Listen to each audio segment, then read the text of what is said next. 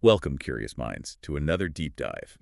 Imagine a commander who is never defeated, whose very name became legendary, shaping the course of empires. It sounds like something out of fiction, doesn't it? It really does. Today, we're plunging into the extraordinary life of Khalid ibn al-Walid. He's absolutely central to early Islamic history, but, well, often overlooked in the usual tellings. It's a bold claim, that undefeated part.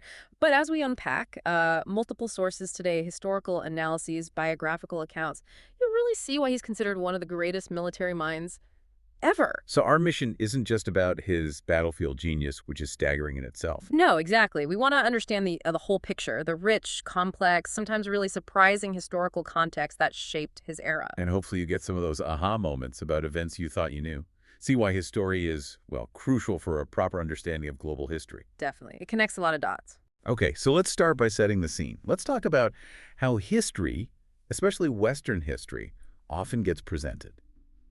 Have you ever noticed that that sort of jump where some civilizations seem almost cut off from their own story? That's a really critical point. Many courses will acknowledge Mesopotamia and Egypt as like the cradles of civilization. Right. The very beginning. But then the narrative often implies that Western civilization sort of packed its bags, ran off to Europe, and, well, that's the main story now, as if it just stopped evolving back in the Middle East. Yeah, exactly. And that creates these huge blind spots, right?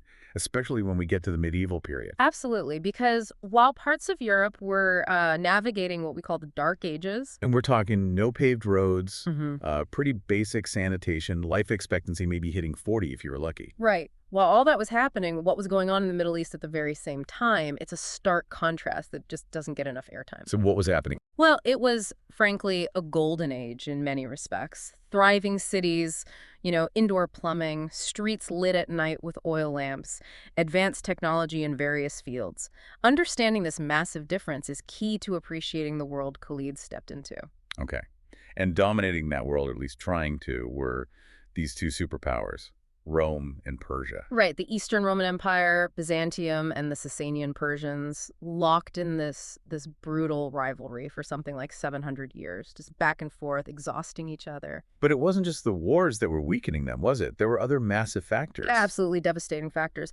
The sources talk about malaria becoming a huge problem. Apparently, Indonesian fishermen inadvertently brought these new, more potent strains of mosquitoes, first to Africa, then spreading. And that just tanks life expectancy, right? Drops it dramatically from maybe 40, 45 years down to like 20, 25 in many areas. And then on top of that, the bubonic plague, Justinian's plague, mid-6th century. It seems to be on this sort of 800-year cycle. And it was catastrophic, killing maybe 40 to 60% of the population in the affected regions. Just imagine that, 60%, cities emptying out. Utterly devastating. So by the time we get to the 6th, early 7th century, both empires have drastically smaller populations. Fewer people means less food, smaller armies, economies basically in shambles. That are running on fumes. Pretty much exhausted, vulnerable.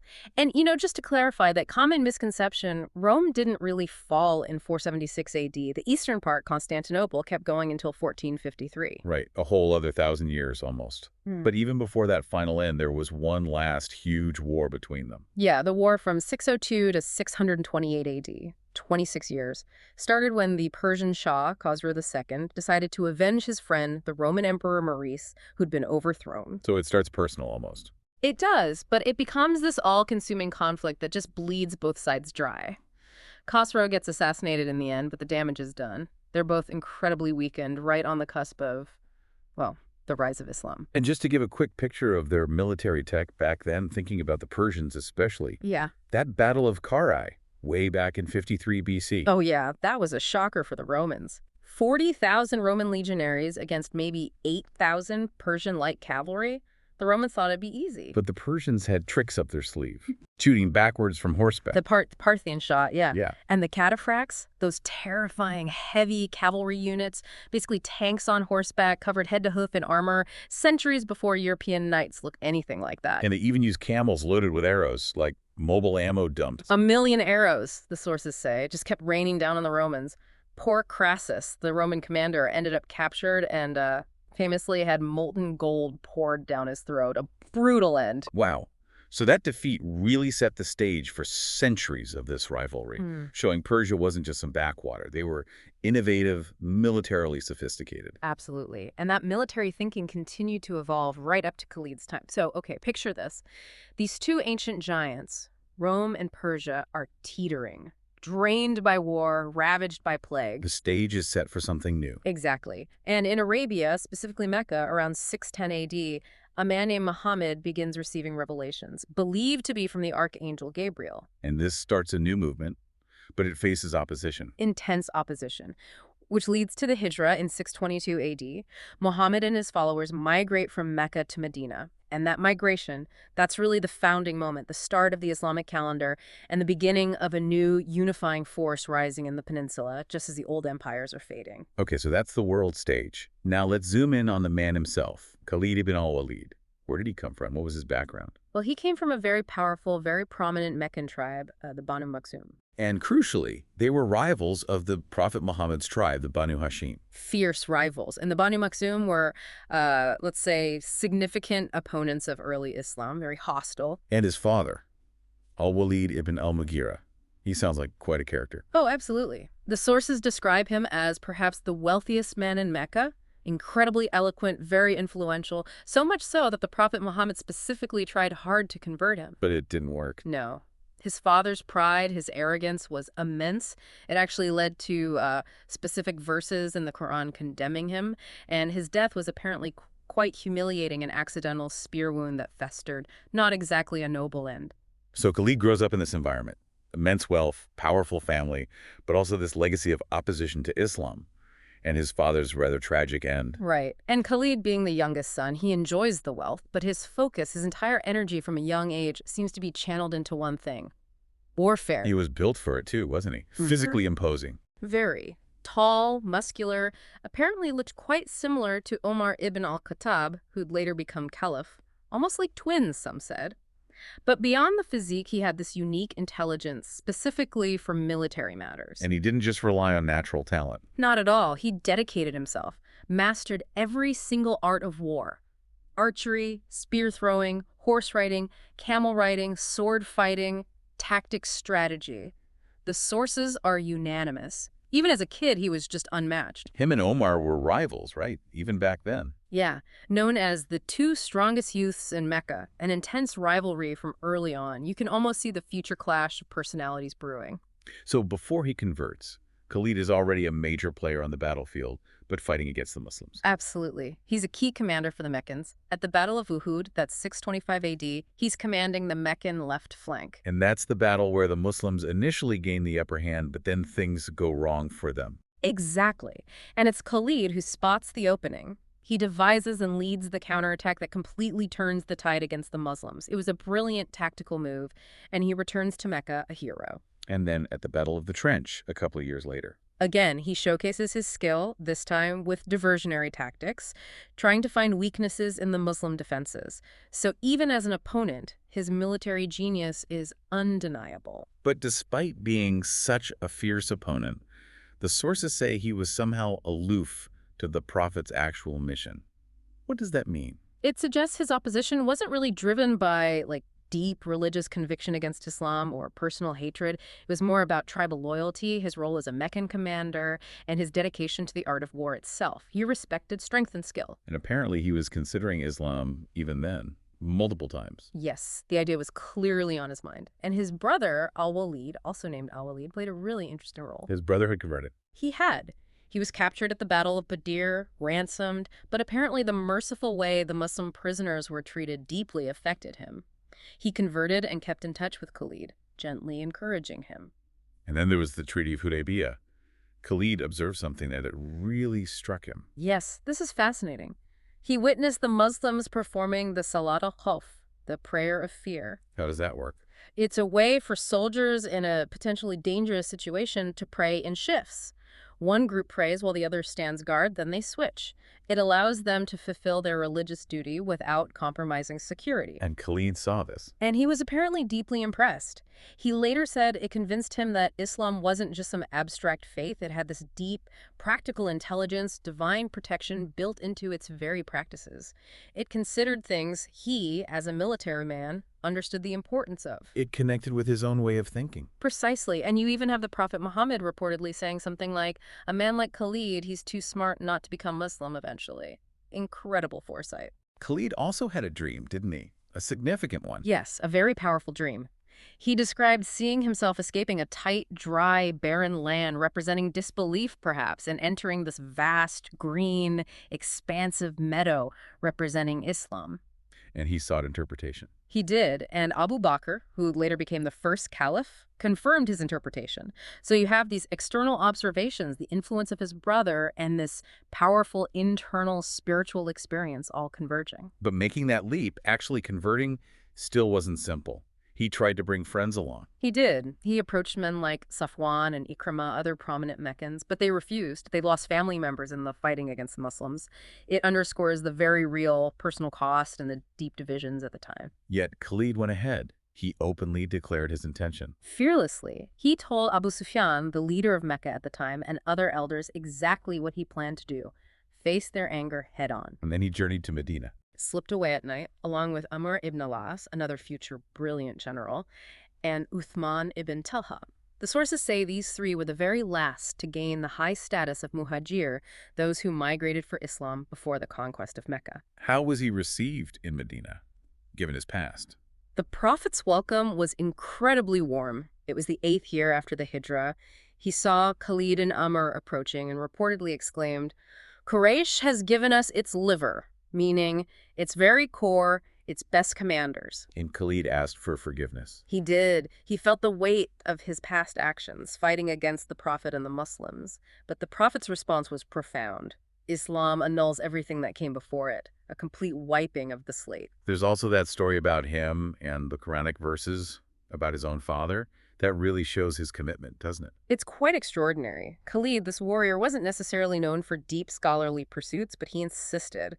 He would ask Psalm, a famous Quran reciter, to recite the specific verses that condemned his father. So he could hear them. So he could repeat them himself. He felt his faith wouldn't be complete unless he confronted and accepted even that painful part of the revelation, the part concerning his own family. That speaks volumes about his sincerity, incredible strengths of conviction. Okay, so Khalid converts, and almost immediately he's tested. The Battle of Mu'tah. Almost immediately is right. Less than 2 weeks after becoming Muslim, in 629 AD. And he goes not as a commander, but as a common foot soldier. And the odds at Mu'tah were, well, insane. Absolutely staggering. About 3,000 Muslims against a massive force of Eastern Romans, Byzantines, and their Arab Christian allies. Estimates vary wildly, but some go as high as 150,000 or even 200,000. Even conservative estimates put the Muslims vastly outnumbered. And the initial Muslim commanders fell one by one. Heroically. Zayd ibn Haritha, the Prophet's adopted son. Then Jafar ibn Abi Talib, the Prophet's cousin. Then Abdullah ibn Rawaha, a respected poet and warrior. Abdullah ibn Rawaha's final moments were particularly powerful, weren't they? Incredibly so. Knowing he was likely going to die right there on the battlefield, he reportedly divorced his wife and freed his slaves. A final act of devotion and settling his affairs before charging into the fight. Just amazing courage. So with the appointed leaders gone, the army needs a commander. And despite being the newest convert there, literally weeks into his Islam, the remaining Muslims unanimously turn to Khalid. They hand him the standard. They recognize his unparalleled military skill. And what does he do? He can't win outright, surely. No, winning wasn't possible. Survival was the goal. And what he did was pure genius. He completely reorganized the small army overnight. How? He had units switch positions, the right flank moved to the left, the rear guard came to the front. He had small groups of cavalry ride out behind a hill and then a return, raising dust, making it look like reinforcements were arriving. Psychological warfare. Exactly. He spread them out thin, had them make noise, attach things to animals at night, anything to make the Romans think the Muslim army was far larger and was being continually reinforced. The aim was to confuse and intimidate the enemy. And during the fighting itself, the story of the swords. Yes. He fought so ferociously that he reportedly broke 9 swords in the heat of battle. Can you imagine the intensity? Meanwhile, back in Medina. The Prophet Muhammad, through divine revelation, is describing the battle blow by blow to the companions gathered around him. He announces the deaths of Zayd, Jafar, and Abdullah.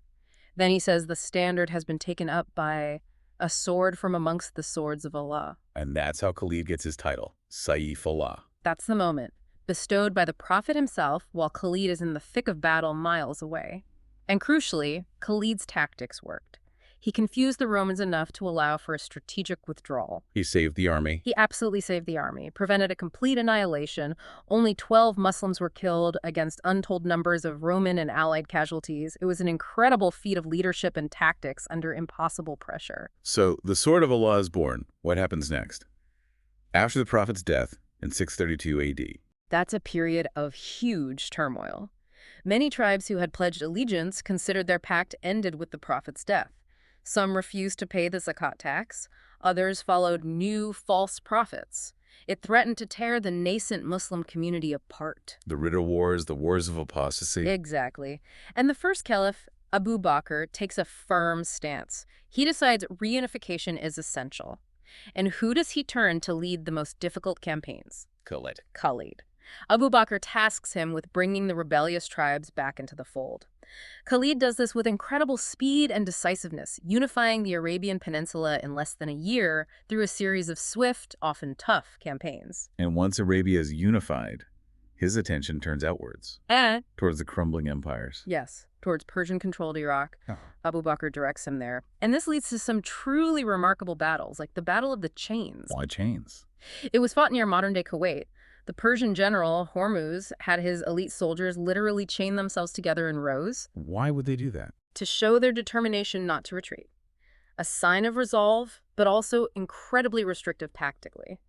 Khalid, facing about 20,000 Persians with his 18,000 Muslims, saw this. He must have seen the flaw. Immediately.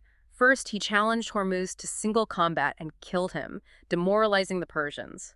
Then, he used his superior cavalry to flank the chained infantry. Once the formation was broken, they couldn't maneuver effectively. They were trapped. So their strength became their weakness. Precisely. Muslim casualties were very light, maybe a couple hundred. Persian losses were devastating. It showed Khalid's ability to adapt and exploit the enemy's tactics, however strange. But then comes the Anbar maneuver. This one sounds almost unbelievable. It really does stretch the limits of what seems possible, even reading it today. Khalid was facing a massive Persian concentration, 60,000 men, but they were divided into 3 armies of 20,000 each, camped separately. And Khalid only had 15,000 men. Right, so he does something incredibly audacious. He divides his own army into 3 units of 5,000 each. Splitting his smaller force even further. That sounds risky. Hugely risky. But he gives each unit commander precise instructions. Converge on specific locations, at specific times, at night, several days or even weeks in advance. They had to navigate across the desert, without maps or GPS, obviously, and arrive simultaneously. And they managed it. Perfectly. Each 5,000-man Muslim unit fell upon a sleeping 20,000-man Persian army. 3 separate night attacks, perfectly coordinated. The result? They effectively wiped out 60,000 Persians with minimal losses to themselves. That's incredible. Military historians must study that. They do. Our sources explicitly state that contemporary military analysts look at this and say even a modern army, with all our technology, would struggle to pull off that level of coordinated night movement and attack. Khalid did it 3 times simultaneously. Just stunning. Okay, so Iraq is largely subdued. Where next? Syria. Syria, part of the Eastern Roman Empire. And getting there involved another feat, this time logistical. The Desert March. The Desert March. Leading about 9,000 men, some sources say maybe fewer, across roughly 120 miles of barren, waterless desert in June, the height of summer. How did they survive? Where did they get water? Khalid had the brilliant, if slightly desperate, idea of forcing some of his camels to drink enormous amounts of water, then sewing their mouths shut. When the army needed water desperately days later, they would slaughter a few camels and retrieve the water stored in their stomachs. Wow. That's grim, but ingenious. It worked. They crossed the desert in 5 days. Not a single man was lost to thirst. They arrived in Syria completely unexpectedly, bypassing Roman defenses, ready to fight. Another example of incredible planning and leadership under extreme pressure. And this leads to battles against the Romans. The Battle of Uhud, Yeah.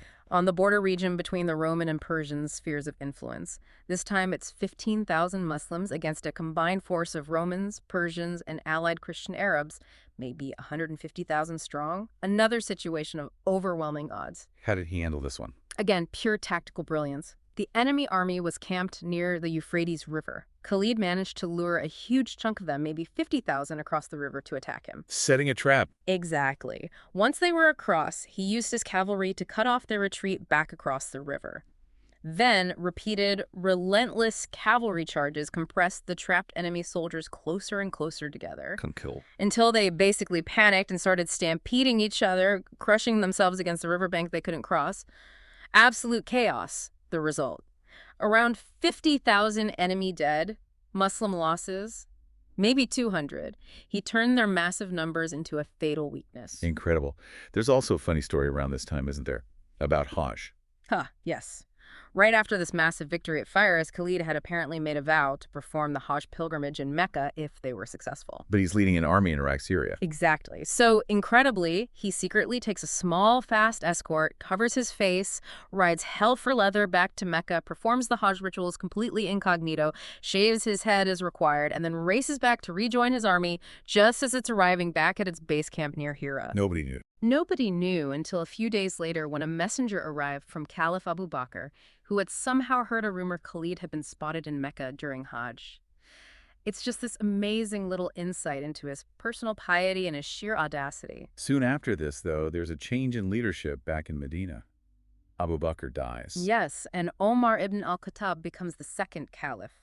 Omar, Khalid's cousin and childhood rival. And Omar makes a controversial decision regarding Khalid. He does. One of his early acts is to relieve Khalid of overall command in Syria. He demotes him. Why, after all these incredible victories? The sources suggest a couple of reasons. Omar was known for his piety and perhaps worried that some Muslims were attributing victories to Khalid's genius rather than God's will.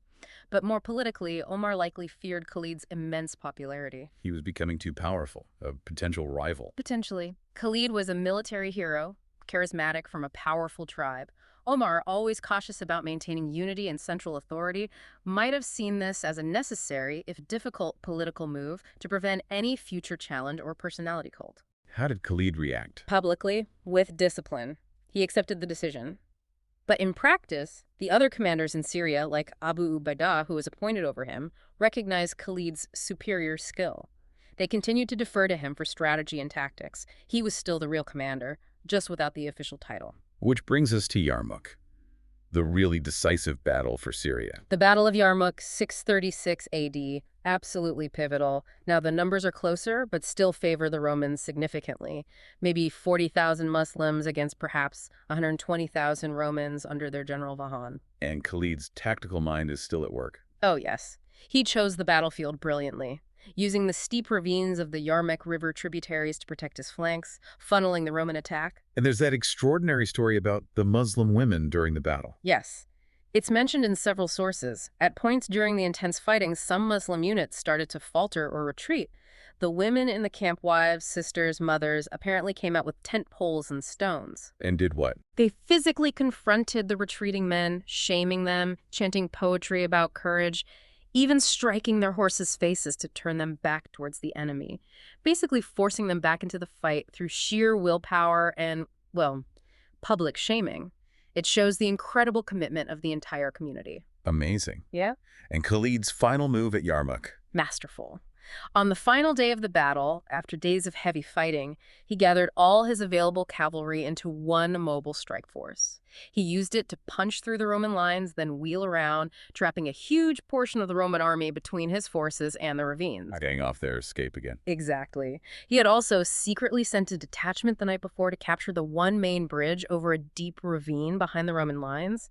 So when the Romans finally broke and tried to flee, their escape route was blocked. They were cornered and crushed. Did Khalid fight personally? He was always in the thick of it. At Yarmouk, he reportedly sought out and killed the Roman commander, Vahan, in single combat, a leader leading from the front. And the result? A catastrophic defeat for the Romans. It effectively ended Byzantine rule in Syria permanently.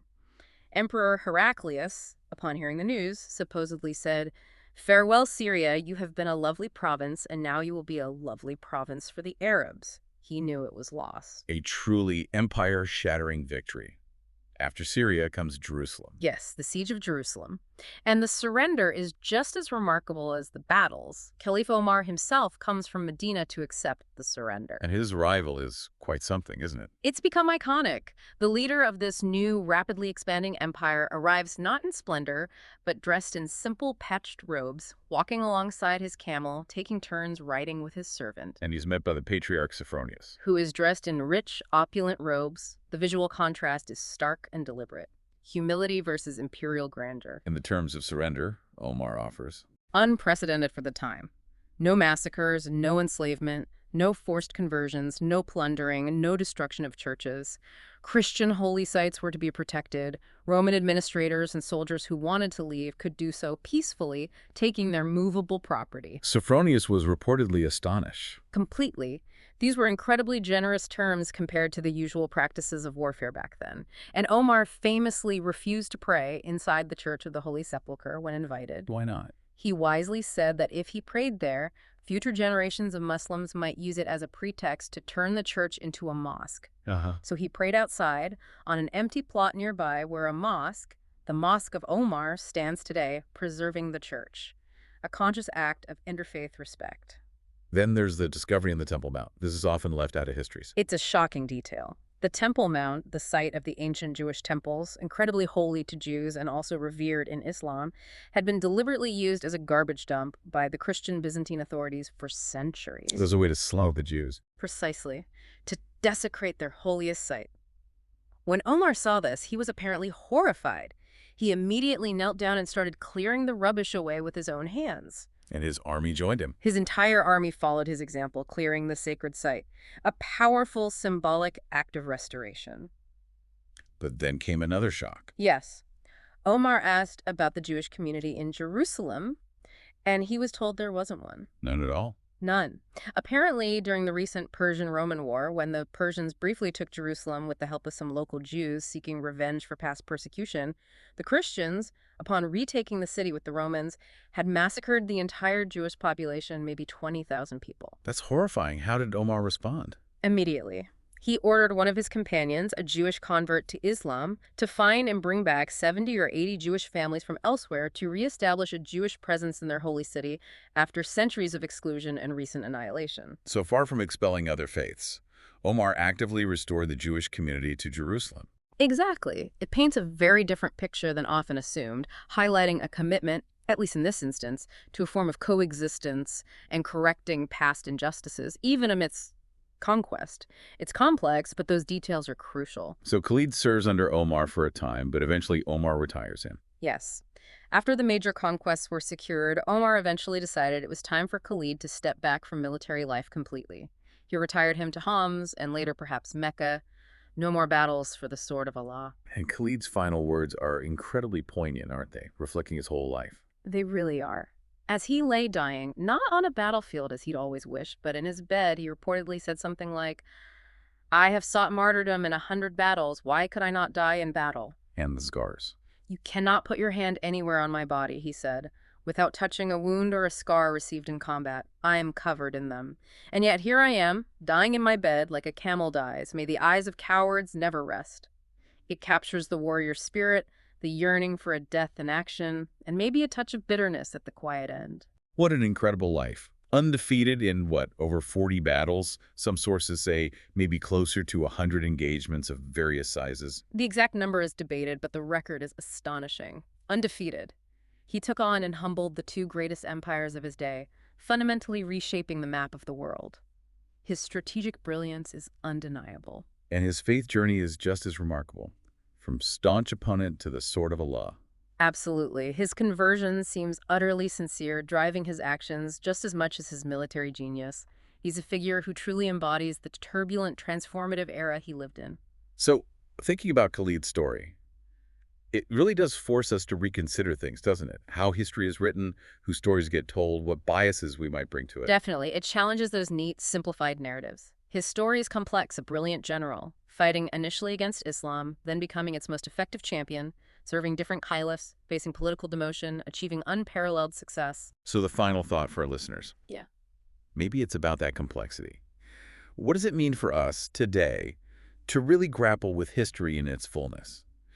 to seek out those stories, like Khalid's, that might sit outside the standard Western Civ textbook. Right.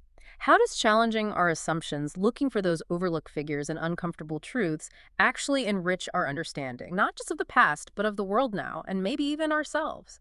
Embracing the gray areas, the untold parts. What does Yeah. that open up for us? Something profound to think about. Thank you for taking this deep dive with us today.